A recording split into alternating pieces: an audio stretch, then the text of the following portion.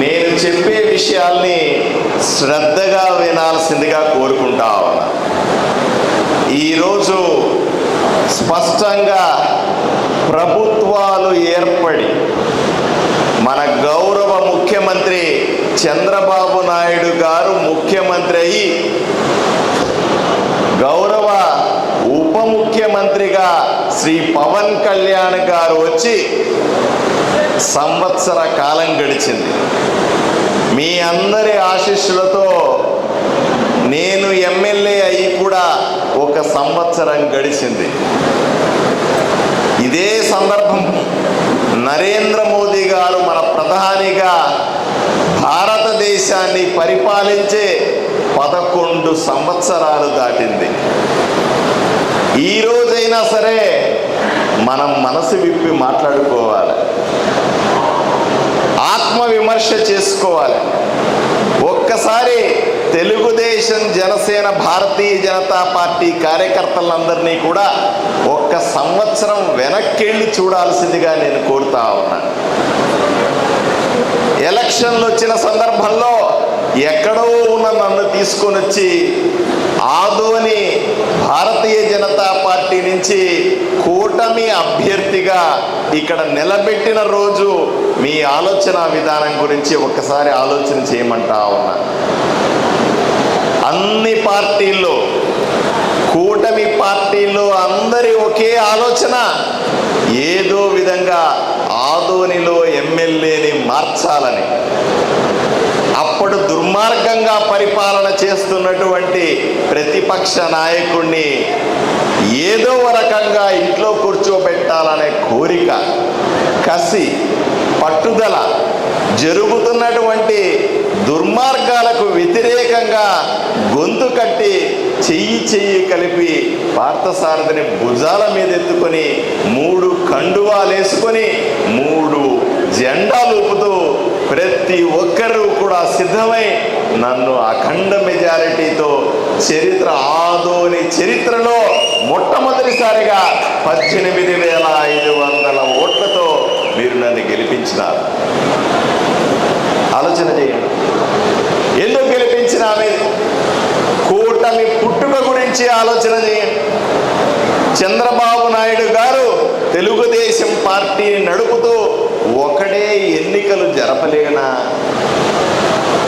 పవన్ కళ్యాణ్ గారు 10 సంవత్సరాలుగా ప్రజల్లో పోట్లాడుతూ నేను కూడా ఒక పార్టీని నడుపుతున్నాను కదా, నేరుగా నేనే ఎన్నికలకు పోలేకపోతున్నా, దేశాన్ని ఏలుతున్నాం కదా, ప్రధానమంత్రిగా ఉన్నాం కదా, కేంద్రంలో ప్రభుత్వాన్ని నడుపుతున్నాం కదా, భారతీయ జనతా పార్టీ తను సొంతంగా ఎన్నికలకు పోలేకనా? కాదు. ఈరోజు దుర్మార్గులకు వ్యతిరేకంగా జరుగుతున్నటువంటి దుర్మార్గ దుష్ట పాలనకు వ్యతిరేకంగా అందరూ ఒకటిగా కలిసి పోట్లాడాలని, కలిసి చరిత్ర సృష్టించాలని, ఏదో విధంగా రాష్ట్రాన్ని కాపాడుకోవాలని, అక్కడ ఏదో విధంగా ఆదోనిని కాపాడుకోవాలని మనమంతా కూడా పోట్లాడబట్టే నేను ఎమ్మెల్యే అయినాను. మీరందరూ కూడా నన్ను ఆశీర్వదించడం జరిగింది. ఈరోజు మార్పు వచ్చింది. తరువాత ఏం జరిగిందో ఒక్కసారి మనమందరూ కూడా ఆత్మవిమర్శ చేసుకోవాలి. ఇదే విధంగా 3 పార్టీలు కలిసి ఉంటే, 3 పార్టీల నాయకులు కలిసి ఉంటే, 3 పార్టీల కార్యకర్తలు కలిసి ఉంటే ఆదోనిలో కాదు రాష్ట్రంలో ఇంకెవ్వడికి కూడా పుట్టగతులు ఉండవు అని నమ్మారు ప్రతిపక్షంలో. అప్పటి నుంచి పావులు కలిపారు. ఇంతకుముందు మల్లప్ప చెప్పినాడు, వీడి దగ్గరికి పోతే వాడి గురించి చెప్పడం, వాడి గురించి దగ్గరికి పోతే వీడి గురించి చెప్పడం. బ్రహ్మాండంగా వీలైనంత మంది కార్యకర్తలు, నాయకులకు విషాన్ని చిమ్మినారు, మెదళ్ళలో విషపు చుక్కలు వేసినారు. ఫలితం ఏమైందో ఒక్కసారి ఆలోచన చేయండి. ఏ కారణం చేత ఈ ఊర్లో జరిగిన దుర్మార్గాలకు పరిష్కారం లేకుండా పోయింది?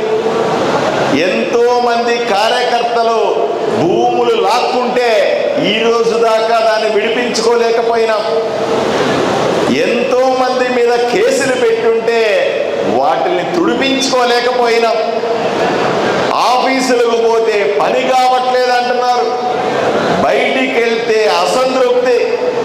మేము అధికారంలో ఉన్నామా లేదా అని చివరికి మన పార్టీ నాయకులకి వచ్చే పరిస్థితిని కల్పించింది ఎవరో ఒక్కసారి మీరు అర్థం చేసుకోవాలి. ఈ సందర్భంగా చెప్తా ఉన్నా, దీంట్లో మా వేదిక మీద ఉన్న నాయకుల అందరి తప్పు ఉంది, నా తప్పు కూడా ఉంది.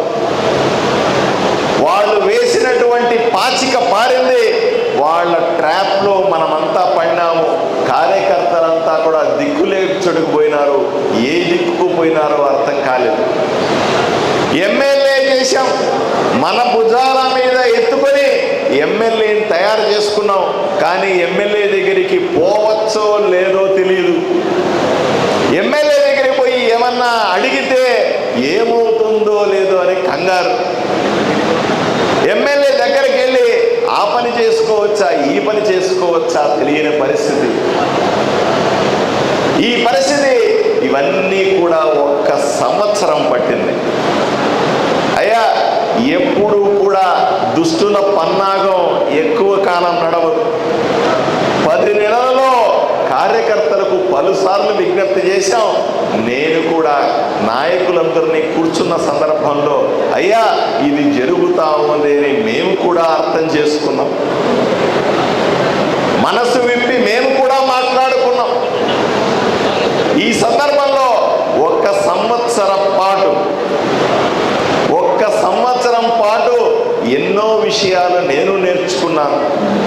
ఎవరు ముఖ్యమైన కార్యకర్త, ఎవరు ముఖ్యమైన కార్యకర్త కాదు, ఎవడు కోవర్టుగా ఉన్నాడు, ఎవడు మనవాడు, ఎవడు బయటవాడు అని తెలుసుకోవడానికి కూడా నాకు సమయం పట్టింది. ఒకటి మాత్రం ఈరోజు మీకు స్పష్టంగా కొండ బద్దలు కొట్టినట్టు చెప్తా ఉన్నా, దయచేసి నేను ఏ రోజు కూడా ఎమ్మెల్యేగా పదవి తెచ్చుకోవాలని, ఎమ్మెల్యేగా సీటు కావాలని కోరుకోరా. నేను కోరుకున్నది 3 పార్టీల కార్యకర్తల గుండెల్లో కాస్త స్థలం అడిగినాను. అయ్యా, నేను ఎన్నో పదవులు చూసినాను. ఎమ్మెల్యే పదవి నాకు కొత్త కాదు. ఎమ్మెల్యే పదవి లేకుంటే నేను బతకలేని పరిస్థితి కాదు. అయినప్పటికీ కూడా మీరు ఎలక్షన్లో చూపించిన ప్రేమాభిమానాలు ఏ విధంగా ఎక్కడికి పోయినా ఈలగొట్టి, ఎక్కడికి వచ్చినా షేకండిచ్చి, ఎక్కడ పోయినా భుజాల మీద నన్ను ఎత్తుకొని నన్ను కాపాడుకొని పోలింగ్ బూతుల్లో దుర్మార్గులకు అడ్డంగా మీరు నిలబడి చివరికి మిషన్లు బస్సులు పెట్టేదాకా అన్నం తినకుండా ఎంత బాధపడ్డారో ఒక్కసారి మీరు వెనక్కు తిరిగి చూడాల్సిందిగా మిమ్మల్ని కోరుతా ఉన్నా. 10 నెలల్లో ఏ ఒక్క పని జరగలేదు. ఏ కార్యకర్తకు న్యాయం చేయలేకపోయినాం. మీ పొలాలు ఇడిపించలేకపోయినాం. మీ కష్టాలు తీర్చలేకపోయినాం. మీరు చేస్తూ ఉంటే, మీరు అదే బాధపడతా ఉంటే చూస్తూ ఉండిపోయాం. ఇన్ని జరిగినందుకు ఇప్పటిదాకా మేము చేసిన పొరపాట్లకి అన్నిటికీ కూడా తెలుగుదేశం, జనసేన, భారతీయ జనతా పార్టీ 3 పార్టీల కార్యకర్తల్ని క్షమించమని ఈ సభా వేదికగా మిమ్మల్ని కోరుకుంటా ఉన్నా. నన్ను క్షమించడం మాత్రమే కాదు, తమ్ముడు భూపాల్ని కూడా క్షమించాల్సిందిగా కోరుతా ఉన్నా. నా తమ్ముడు మల్లప్పను కూడా క్షమించాల్సిందిగా కోరుతా ఉన్నా.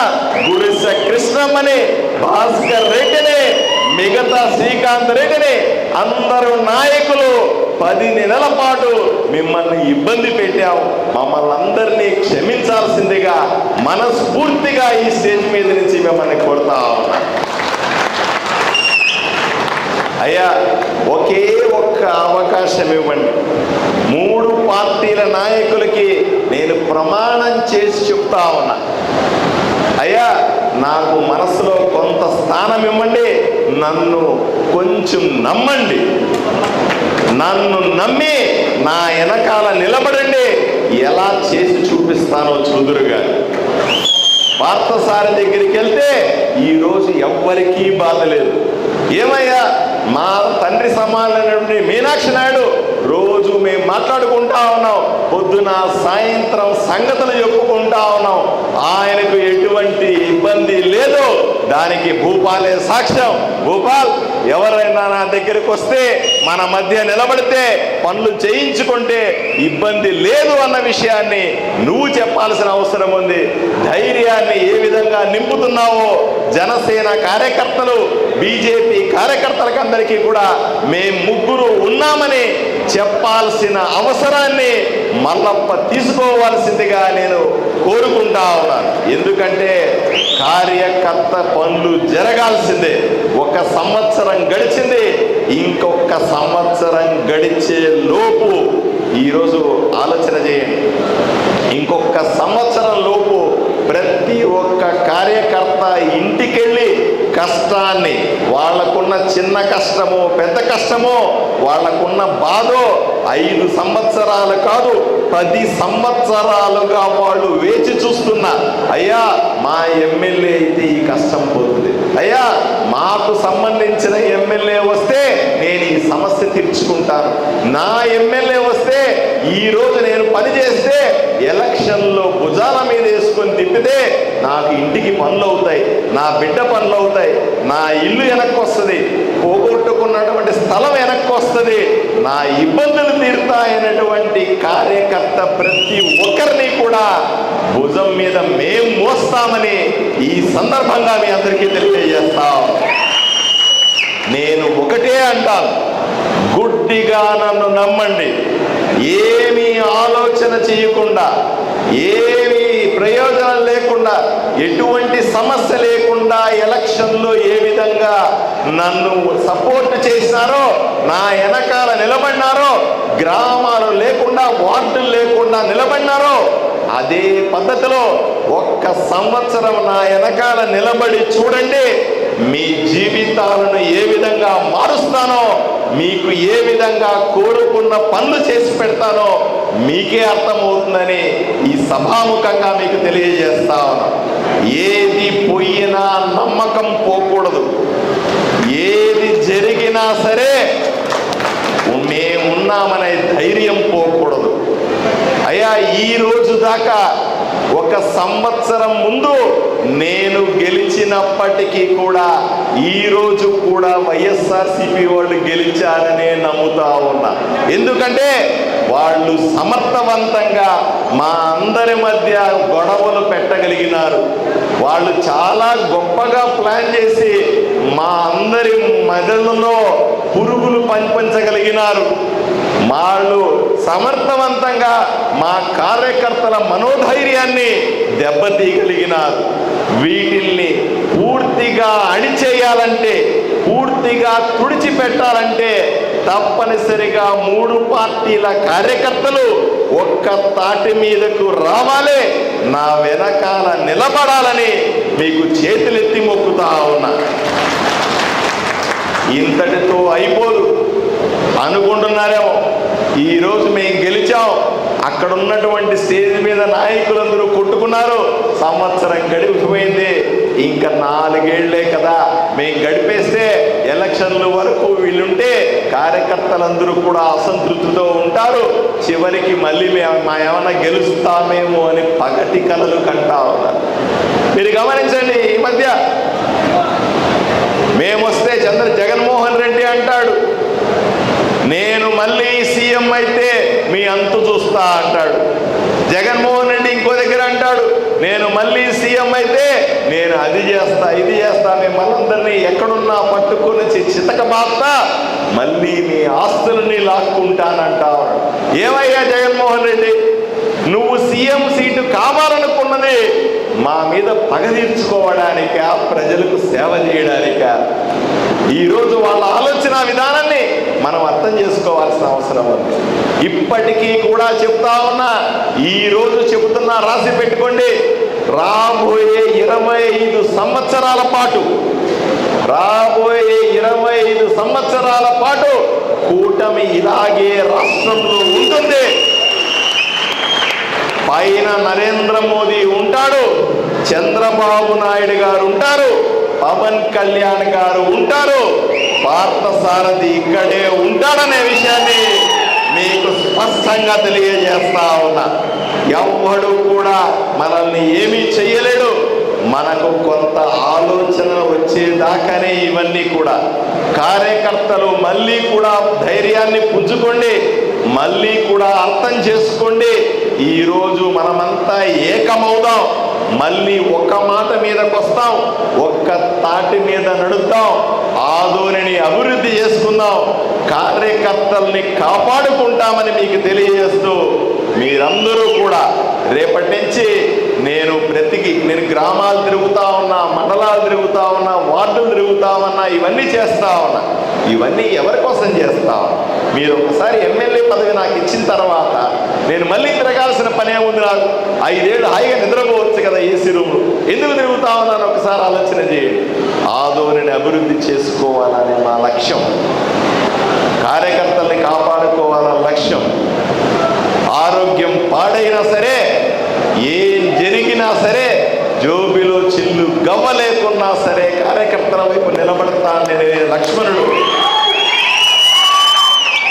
ఎన్ని రోజులు నన్ను కట్టిపడేశారు, ఎన్ని రోజులు నన్ను ఆపారు, నా ఆవేశాన్ని ఆపారు. అవకాశం వచ్చింది, చేసి చూపిస్తాననే తమ్ముడు. అలాగే ఏమి జరిగినా సరే, తోడ పుట్టినా పుట్టకపోయినా సరే, తోడ పుట్టిన చెల్లి కంటే నడిచొచ్చే నా చెల్లి భాస్కర్ రెడ్డి అన్నా, శ్రీకాంత్ రెడ్డి అన్నా, సలీం అన్నా, ఇంకందరూ కూడా, తమ్ముడు వెంకటేష్ అయితేనేమి, ఇంకోరైతేనేమి, వీళ్ళందరూ కూడా ఈరోజు సిద్ధంగా ఉన్నాం. మేమంతా కూడా ఒకే లక్ష్యంతో పనిచేస్తున్నాం. ఒకే ఆలోచన, మా గురించి ఆలోచన కాదు.